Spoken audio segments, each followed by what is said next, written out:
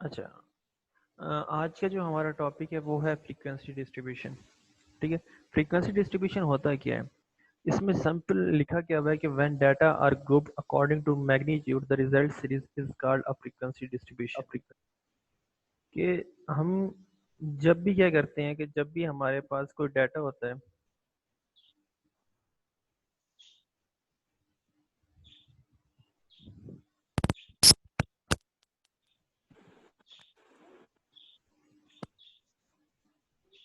Samreen,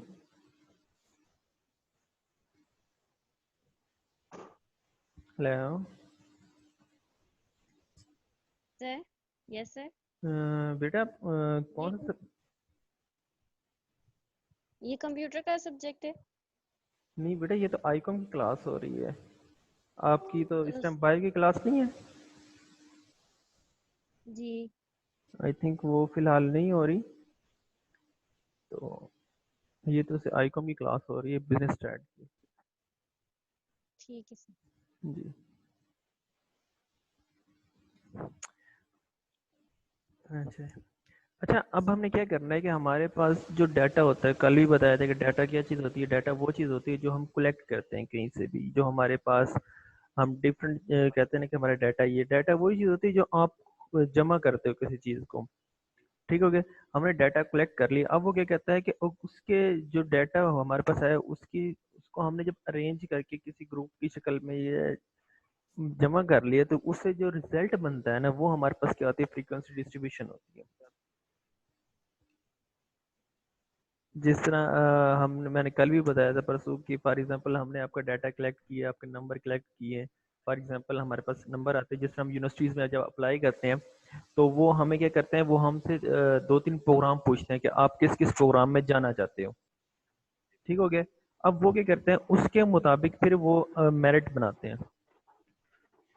merit बनाने के बाद जो मैंने तीन चीज़ें सेलेक्ट की होती है, फॉर एग्जांपल अगर मैं अपनी बात करूँ तो मैं अगर फॉर एग्जांपल मैंने एमफिल के लिए अप्लाई किया है, तो वो मुझसे पूछते हैं कि आप किन किन सब्जेक्ट में करना चाहते हैं। फॉर एग्जांपल पहले वो पूछते हैं कि प्रेफर वन क्या है, प्रेफर टू क्या है, प्रेफर थ्री क्या है। फॉर एग्जांपल मैं कहता हूँ कि सबसे पहले मैंने अपना देखना है कि मेरिट मेरा बनता है या नहीं बनता मैथ में। मैं उसके बाद चला जाता हूँ कि अगर मेरे मैथ में मेरिट नहीं बनता तो स्टैट में क्या मेरिट बनता है। इसी तरह कोई तीसरा सब्जेक्ट भी होता है। अब मैंने क्या वो क्या करते हैं कि वो जितने बच्चों ने अप्लाई किया होता है उनको फिर मेरिट बनाते हैं। मेरिट बनाने के बाद वो देखते हैं कि कहाँ पे कौन सा किस में आता है, कौन सा किस में आता है, कौन सा फॉर एग्जाम्पल अगर हम कहें कि 40 बच्चों ने अप्लाई किए, ठीक है, 40 बच्चों को उन्होंने मेरिट बना दिए, जो फर्स्ट सेकंड थर्ड सब चीज़ें वो अप टू 40 तक उन्होंने बना दिए। वो कहते हैं कि पहले 10 ले जाओ, मैथ में ले जाओ। ठीक हो गया। फिर 11 से 20 तक इसमें आ जाएंगे, स्टेट में आ जाएंगे, और बाकी किसी में किसी आर्ट सब्जेक्ट में चले जाएंगे। तो ये सारी चीज़ें जो करती हैं, ये क्या कहते हैं, जब हम उनको ग्रुप में अलग अलग डिवाइड कर देते हैं, टोटल डाटा को हम अरेंज करके जब हम ग्रुप में डिवाइड कर देते हैं, वो जो चीज़ बनती है वो हमारी क्या बनती है? फ्रीक्वेंसी डिस्ट्रीब्यूशन बनती है। फ्रीक्वेंसी डिस्ट्रीब्यूशन की किसी को नहीं समझ आई तो वो अब पूछ सकता है मुझसे, सर ये फ्रीक्वेंसी डिस्ट्रीब्यूशन क्या चीज़ होती है? सर जी मुझे समझ नहीं आया, दोबारा समझाएं। दोबारा समझा देता हूँ कि बेटा यहाँ जब हम कोई चीज़ जमा करते हैं ना, फॉर एग्जांपल कोई डाटा हम जमा कर लेते हैं किसी भी चीज़ का। ठीक हो गया। अगर फॉर एग्जांपल हम धमियाल को ही देखें, धमियाल के हम क्या करते हैं कि डाटा जमा कर लेते हैं सब लोगों का, कि कितने लोग, भाई कौन कौन है यहाँ पे, जितने भी हैं सबका हम नाम लिख लेते हैं। ठीक हो गया। अब हम क्या करते हैं, अब हम ये करते हैं, हम उनकी तीन कैटेगरीज बना देते हैं कि हमने क्या करना है कि बूढ़ों को अलग कर देते हैं। ठीक हो गया। और उसके बाद हम क्या करते हैं, जो जवान लोग होते हैं उनको अलग कर देते हैं और बच्चों को अलग कर देते हैं। ठीक है। अब क्या हुआ है, हमने उनको तीन अलग अलग ग्रुप में डिवाइड कर दिया है। हमने बूढ़ों को अलग कर दिया है, जवानों को अलग कर दिया है, और जो बच्चे हैं उनको अलग कर दिया। अब तीन चीजों में कर दिया, तीन ग्रुप बना दिए। ये चीज हमारे पास होती है फ्रीक्वेंसी डिस्ट्रीब्यूशन। तो कोई पहले डाटा कलेक्ट करना है, डाटा कलेक्ट करने के बाद आपने जब उसको अरेंज कर दिया है ग्रुप में, उनके मैग्नीट्यूड के बिना पर या किसी भी बिना पर, ठीक है, तो वो जो चीज़ बनती है, वो जो चीज़ आपको नजर आती है उसके बाद, वो आपकी क्या होती है? फ्रीक्वेंसी डिस्ट्रीब्यूशन होती है। अब समझ आ गई है? Yes sir. ठीक हो गया। अच्छा, अब हम चलते हैं कि इसकी टाइप कितनी होती है। इसकी तीन टाइप्स होती हैं। एक टाइप होती है series of individual observation. Individual का मतलब क्या होता है? इंडिविजुअल का मतलब होता है अकेला। ठीक हो गया? मतलब क्या है कि आपने जो सीरीज है आपके पास, जो आपके पास डाटा आया है, उसके साथ कोई और बंदा ही नहीं है आपके पास। यहाँ पे लिखा हुआ है arrange in singly according to magnitude. मतलब कि फॉर एग्जांपल आपकी क्लास में तो बंदे हैं, उनका नाम भी भाई सेम सेम है, लेकिन फॉर एग्जांपल एक ऐसी क्लास हम उठाते हैं जिसमें क्या नाम है, सेम है ही नहीं, नाम ही नहीं सेम, हर किसी के अलग अलग सिंगल एक एक चीज़ है। फॉर एग्जांपल अगर मैं यहाँ पे देखूँ तो मुझे अभी तक अपने कॉलेज में कोई हारून नाम का नहीं मिला। ठीक हो गया? तो मतलब एक सिंगल ही हूँ ना, एक सिंगल पर्सन है। ठीक हो गया? इसी तरह कोई और चीज़ जो आपके पास सिंगल है, फॉर एग्जांपल मैंने यहाँ पे एग्जांपल लिखी है कि आपके पास, आपने ये एज ही ले लेते हैं। ठीक हो गया? 1 2 3 4 5 6 7 8। ठीक है? हमने 8 लोगों का क्या किया, हमने 8 लोगों का लिया जी, एज ले ली हमने 8 लोगों की। ठीक। अब हमने क्या किया है, उन लोगों की एज लेके मैंने एज लिख दी कि एक की 11 साल है, एक की 12 साल है, एक की 21 साल है, एक की 25 साल है, एक की 27 साल है, एक की 13 साल है, एक की 14 साल है, एक की 17 साल है। मैंने क्या किया, मैंने तो यार लोगों का डाटा इकट्ठा किया था, लेकिन बेटा ये माइक ऑफ करें।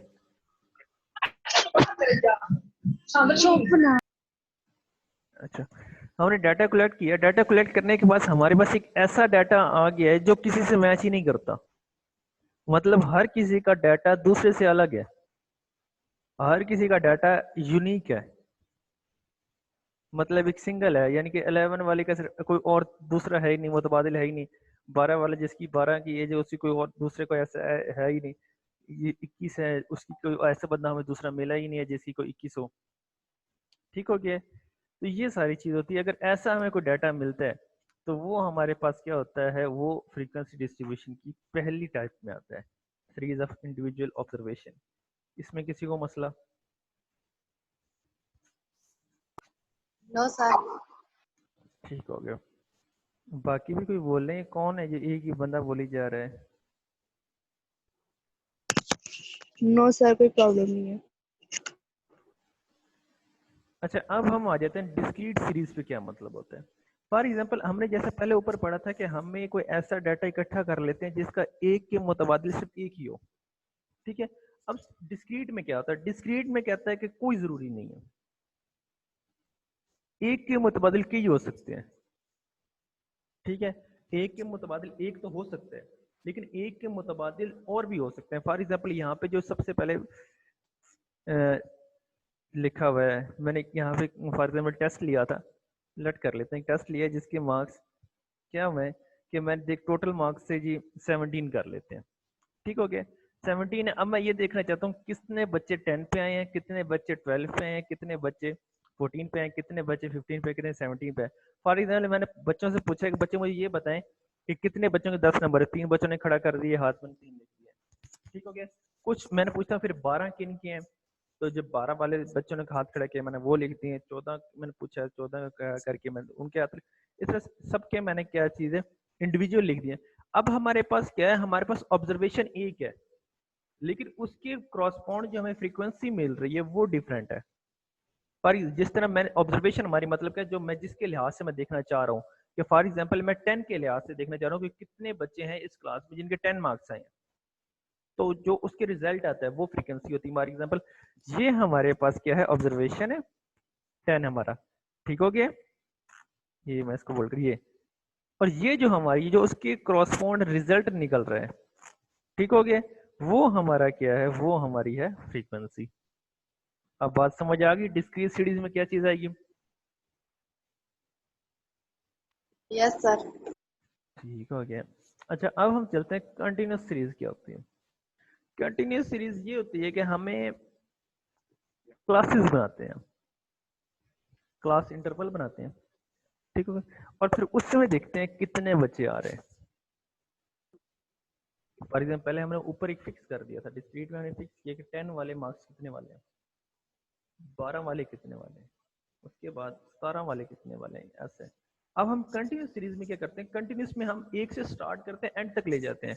फॉर एग्जाम्पल 50 नंबर का पेपर हुआ आप लोगों का, ठीक हो गया, उसमें मैं पूछता हूँ 10 से लेकर 20 तक के कितने मार्क्स हैं, उनको एक क्लास में ले, वो क्लास बन जाती है, ठीक है। ऊपर ऑब्जर्वेशन थी, एक ऑब्जर्वेशन। अब कंटिन्यूस में क्या होगा, कंटिन्यूस में आपकी क्लासेस होंगी, ठीक हो गया। क्लास में हमने ये देखना, क्लास वाली क्लासेस वाइज चलेंगे हम। जिस तरह फॉर एग्जांपल मैंने यहाँ पे कह रहा हूँ कि जैसे पहली 50 तक हमारा पेपर था जी, 50 तक पेपर ले लिया। अब मैं ये पूछना चाह रहा हूँ कि हमारे पास कैसे कैसे मार्क्स आए हैं। मैं कहता हूँ कि मुझे ये बताओ कि 10 से लेकर 20 तक के किससे मार्क्स आए हैं। एक क्लास बना दी 10 से लेकर 20 तक की, फिर दूसरी क्लास मैंने क्या बना दी 20 से लेकर 30 तक की, फिर 30 से 40 और 40 से 50। अब मैंने क्या किया कि मैंने कह दिया कि 10 से 20 वाले इस रेंज में आएंगे, 20 से 30 वाले इस रेंज में आएंगे, 30 से 40 वाले इसमें, और 40 से 50 वाले इसमें आएंगे।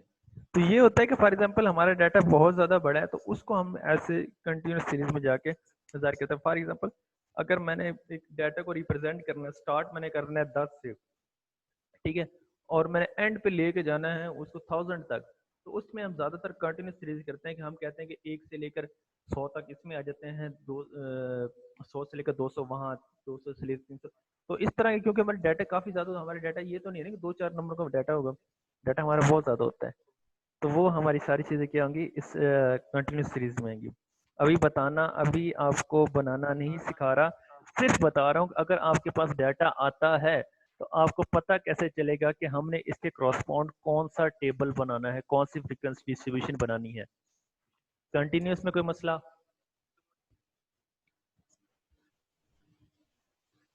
No sir. अब चलते हैं कि फ्रीक्वेंसी डिस्ट्रीब्यूशन बनेगा कैसे। फ्रीक्वेंसी डिस्ट्रीब्यूशन टेबल हमारे पास क्या चीज़ें हमें चाहिए कि हम फ्रीक्वेंसी डिस्ट्रीब्यूशन टेबल बना सकते हैं। अच्छा, सबसे पहले तो हमें चाहिए होगा कि हमने क्या करना है, हमने इसमें आपको टोटल 5 चीज़ें चाहिए होंगी। एक क्या चीज़ चाहिए होगी, एक चीज़ चाहिए होगी आपको रेंज। रेंज क्या चीज़ होती है, हम पहले रेंज को देख लेते हैं। रेंज हमेशा आप कैसे फाइंड आउट करोगे, जो आपके पास आपने डाटा कलेक्ट किया है, डाटा आपके पास आया है, उसकी सबसे बड़ी वैल्यू निकाल लो, सबसे छोटी वैल्यू निकाल लो। सबसे बड़ी वाली वैल्यू में से सबसे छोटी वाली वैल्यू माइनस कर दो, आपकी रेंज आ जाएगी। बात समझ आई कि नहीं आई? सर एग्जांपल दे। मैं एग्जांपल सर देता हूँ, एग्जांपल दे। मैं देता हूँ। फॉर एग्जांपल मेरे पास यहाँ ऊपर चले जाते हैं, इधर इधर आ जाओ, ये है मेरे पास, ठीक हो गया।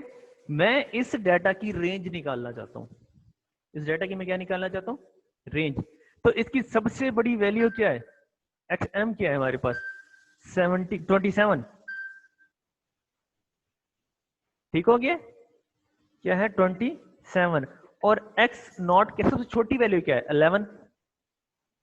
तो मैं यहाँ पे क्या करता हूँ, एक सेकेंड में,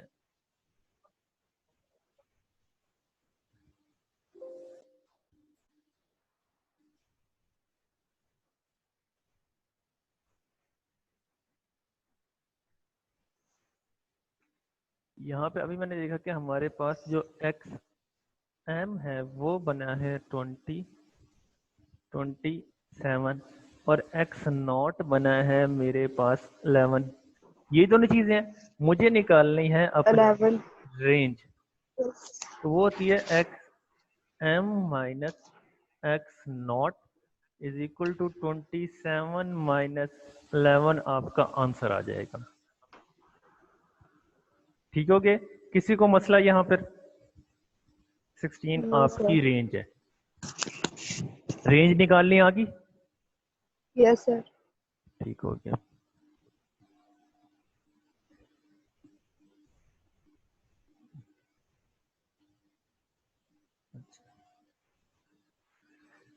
आ जाए जी, रेंज भी होगी। अब हम चलते हैं अपने नेक्स्ट की तरफ। ये होगी रेंज। आज अब आगे कि नंबर ऑफ क्लासेस कैसे बनाएंगे। नंबर ऑफ क्लासेस का मतलब क्या होता है कि हमने उसकी कितनी क्लास बनानी है। अगर हम अपने कॉलेज को देखें, क्लास का मतलब ये है कि हमने एक क्लास बनाई हुई है जी, हमने क्या बनाई हुई है, एक मेडिकल की बनाई हुई है, एक इंजीनियरिंग की बनाई हुई है, एक एफए की बनाई हुई है, एक आईसीएस की बनाई हुई है, एक आईकॉम की बनाई हुई है। तो हमें कैसे पता चलेगी कि हमने अपनी डाटा की, जो हमारे पास हमारा डाटा कलेक्ट हुआ है, उसकी हमने कितनी क्लास, उससे कितनी कैटेगरीज में हमने उनको डिवाइड करना है उस डाटा को। तो उसके लिए जो हमारे पास फार्मूला होता है वो हमारे पास ये वाला फार्मूला होता है, ये m is equal to 1 plus 3.3 log n। अब इसमें क्या मतलब होता है, log n क्या चीज होती है, n क्या चीज है, n वो होती है जितने नंबर, जितना हमारे पास एटम्स हमने कलेक्ट किए, जितना हमारा डाटा हमारा कलेक्ट होता है, उसका जो नंबर होता है हमारे पास।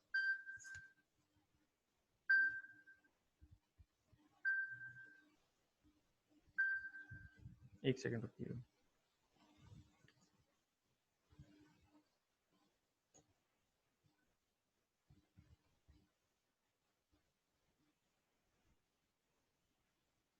अच्छा, अब फॉर एग्जाम्पल इसकी मैं एग्जाम्पल आपको दे देता हूँ, मैंने नीचे ही इसकी एग्जाम्पल लिखी हुई है कि हमारे पास यहाँ पे m क्या है, m वो कह रहा है कि m आपके पास है नंबर ऑफ क्लास। अच्छा, किसी को मेरी आवाज में कोई मसला तो नहीं है, या जो मैं स्क्रीन शेयर कर रहा हूँ वो सब कुछ हो रही है, कोई मसला तो नहीं है? मुझे काइंडली No, sir. या तो मैसेज कर दें No, ओके का, या मुझे ओके बोल दे ताकि मुझे आगे कंटिन्यू करो। किसी को मसला तो नहीं है? no, sir. ठीक हो गया। अच्छा, अब यहाँ पे देखिए कि मैंने यहाँ पे मेंशन किया हुआ है कि आपको को नंबर ऑफ क्लासेस क्या है, नंबर ऑफ क्लासेस हैं आपकी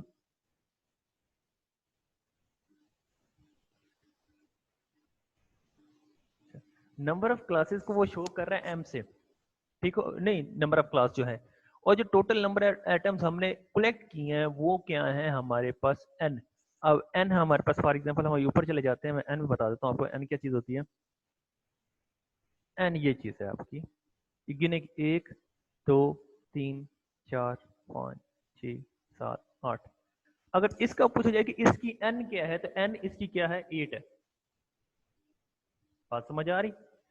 ये पहले में, अगर आप चले जाते हैं दूसरे में, यहाँ पे आ जाते हैं, यहाँ पे इन सब को कलेक्ट करोगे, जमा करोगे, फ्रीक्वेंसी को हमेशा जमा करने से आपके पास n आता है।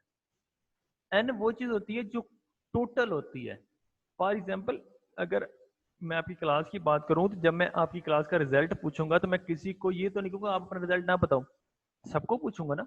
तो टोटल नंबर ऑफ जो एटम्स होते हैं, टोटल नंबर ऑफ एलिमेंट होते हैं, टोटल नंबर ऑफ आपके नंबर ऑफ स्टूडेंट है जो टोटल, वो कितने हैं, वो सारे क्या होते हैं, वो n होते हैं। बात की समझ आई, n क्या चीज है? Yes, sir. अच्छा, अब मैंने फॉर एग्जांपल यहाँ पे ले लिया कि मैंने कहा कि मेरे पास 50 स्टूडेंट है, ठीक हो गया। मैंने क्या करना है, मैंने अब ये देखना है कि मैं इनकी कितनी क्लासेस बनाऊं। बात की समझ आई कि नहीं आई? मैंने फार्मूला लगाया m is equal to 1 plus 3.3 log 50। ठीक है, लॉग 50 लिया तो वो क्या आ गया, 1.699। मैंने उसको 3 से मल्टीप्लाई किया, वो क्या है, 1.607। अब मेरे पास आ गया है 6.607। अब m का जो भी हमारे पास आंसर आएगा, m का हमारे पास जो भी आंसर आएगा, हमने उसको अपने एक क्या नाम है रियल नंबर पे जाके अप्रोक्सीमेट कर देना है।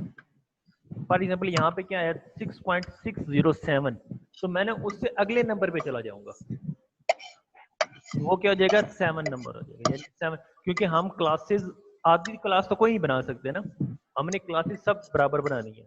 तो हमने इसको क्या करना है, अप्रोक्सीमेट मैंने लिखा हुआ है कि अप्रोक्सीमेट वो क्या हो जाएगी, 7 क्लासेस में उनको हम क्या करेंगे, डिवाइड करेंगे। ठीक हो गया। ये किसी का माइक ऑन है और वहां से मुझे आवाज आ रही है, तो वो काइंडली ऑफ कर ले। अच्छा, अब फॉर एग्जाम्पल यहाँ पर क्या होता है 6 पॉइंट, अब ये राउंड ऑफ मैंने नहीं किया हुआ, पहले बता रहा हूँ राउंड ऑफ नहीं किया हुआ, क्योंकि अगर हम राउंड ऑफ करते हैं तो ये 6.6 को तो हम राउंड ऑफ 7 कर लेंगे, लेकिन अगर मेरे पास आ जाता है 6.2, उसको हम राउंड ऑफ क्या करेंगे, 6 कर देंगे? नहीं, हमने उससे नेक्स्ट नंबर पे जाना है, नेक्स्ट रियल नंबर पे जाना है, मैंने अप्रोक्सीमेट अगले नंबर पे जाना है। बेशक यहाँ पे 6.1 आ जाता, मैंने 7 पे जाना था। हाँ, अगर 6 आ जाता आंसर में सिर्फ 6 आता तो मैंने क्या करना था, मैंने उसको अप्रोक्सीमेट नहीं करना था, मैंने नंबर ऑफ 6 ही रहना था। ठीक हो गया। अच्छा, एक और भी चीज़ है, आपकी क्लास ख़त्म होने लगी है, आपके पास सिर्फ टोटल 10 मिनट है। ठीक हो गया। अगर अब आपसे कोई कोई क्वेश्चन करना चाहता है तो वो मुझसे क्वेश्चन कर सकता है। आगे रह गया है साइज ऑफ क्लास, इंटरवल रह गया है, क्लासिफिकेशन रह गई है। अगर चाहते हैं तो मैं भी समझा देता हूँ मोटा मोटा, यानी अगर डिटेल में समझना है तो, बल्कि अच्छा मैं जल्दी जल्दी समझाता सर हूँ, डिटेल में। जल्दी जल्दी समझाता हूँ, फिर अगर कोई मसला है तो मुझसे पूछ लीजिएगा दोबारा। ठीक हो गया। अब मैंने क्या करना है, साइज ऑफ क्लास इंटरवल क्या होता है कि हमने हर क्लास में कितने बच्चे रखने हैं। ठीक हो गया। वो क्या कहता है, वो कहता है आर ओवर एम। आर मतलब हमारी रेंज, ठीक हो गया, और एम मेरी जितनी मैंने क्लासेस बनानी है। बात की समझ आ रही है। इनको डिवाइड करेंगे तो वो हमें एक नंबर दे देगा कि आपने इतने बच्चे एक क्लास में रखने हैं। और यहाँ पर आ जाए कि जी कि आपने क्या करना है, इसमें आपने क्या करना है कि फॉर एग्जांपल आपने उनको स्टार्ट कहाँ से करना है। क्लासिफिकेशन ऑफ क्लास में ये आता है कि आपने उस क्लास को स्टार्ट कहाँ से करना है। और ये जो है डिस्ट्रीब्यूशन में क्या करना है, टैली मार्क, जब हम टैली मार्क लगाते हैं कि काउंट करके हम उनको टैली मार्क लगाएंगे, या अभी मैं आपको बता देता हूँ।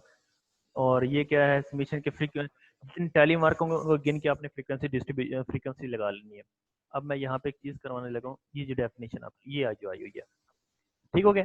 अब इसमें मैंने क्या किया है, इसमें मैंने एक डेफिनेशन खुद से आपकी बुक से ही उठाई हुई है।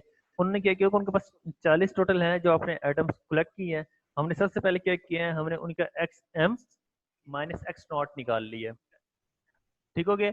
यानी कि हमने रेंज निकाल ली। रेंज मेरे पास क्या आ गई, 57 इंचेस। ठीक हो गया। अब मैंने क्या किया कि मैंने क्या कि मैं 10 क्लासेस बनाना चाहता हूँ। कितनी क्लासेस बनाना चाहता हूँ, 10 क्लासेस बनाना चाहता हूँ। अब मुझे उनका साइज कैसे पता चलेगा कि मैंने कितने नंबर कितने रखने हैं। वो क्या कह रहा है कि आपने रेंज को, ये जो रेंज है आपकी 57, ठीक हो गया, डिवाइड आपने किससे किया है, 10 से। वो क्या आ गया, 5.7 आ गया। तो मैंने तो क्या कर दिया, नेक्स्ट नंबर पे चला गया, तो वो हमारे पास क्या आ गया, 6 अप्रोक्सीमेटली, कि एक क्लास में मैंने 6 लोग रखने हैं। यहाँ तक किसी को मसला, क्वेश्चन समझने में किसी को मसला है तो बताएं मुझे।